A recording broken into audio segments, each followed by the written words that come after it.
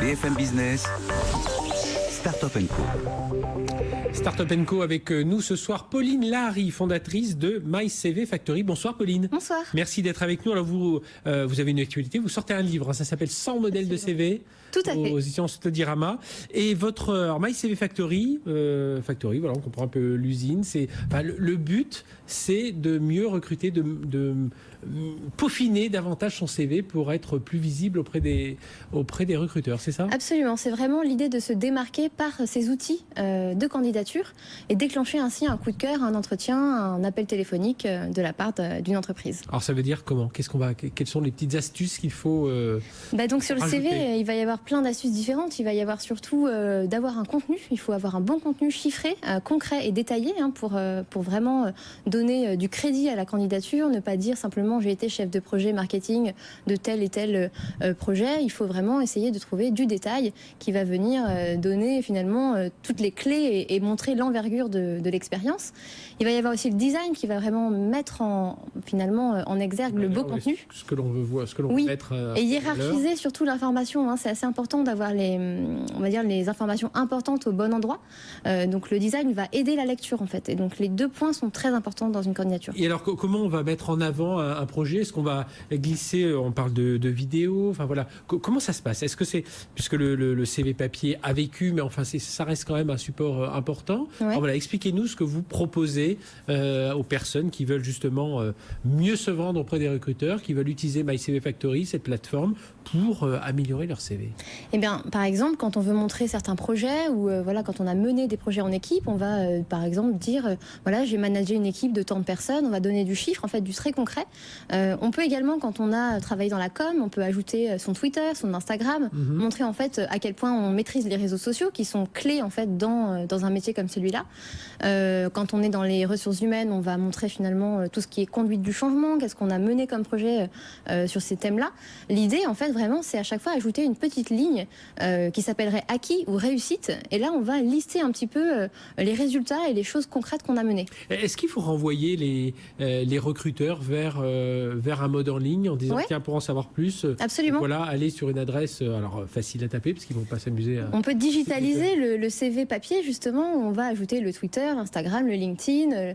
On a un portfolio pour un designer, typiquement. On a un lien en ligne, un lien SlideShare.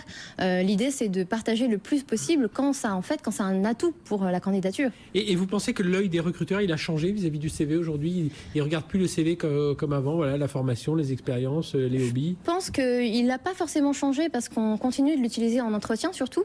Et d'ailleurs, on utilise aussi beaucoup de robots aussi dans certaines entreprises pour, aller plus vite. Mieux filtrer. En revanche, ce qui a changé, c'est le regard sur Internet. Tout ce qui est réseaux sociaux et e-réputation est de plus en plus importante. Aujourd'hui, il me semble que 96% des recrutements se déroulent sur LinkedIn.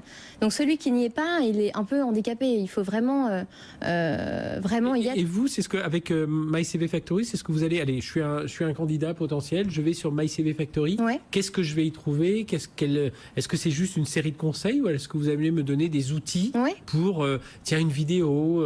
Je vais parler en vidéo ou alors je vais faire peut-être parler un ancien chef de projet à qui je vais demander de m'enregistrer un petit bout de vidéo, un commentaire sur mon expérience. Nous, ce qu'on va proposer, ça va vraiment être le CV, donc le modèle de CV d'abord qui est customisable par la personne, par le candidat. Donc on vend des modèles, des templates, vraiment où tout est modifiable. Et ensuite, il va y avoir l'offre avec le contenu où on va vraiment travailler le contenu en profondeur avec le candidat.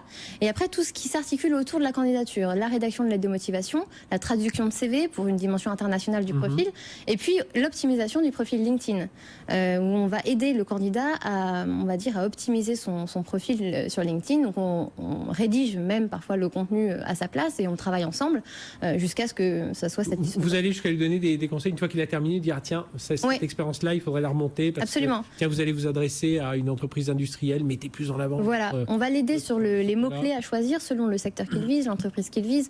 Donc en fait, c'est toujours beaucoup de sur-mesure avec le candidat.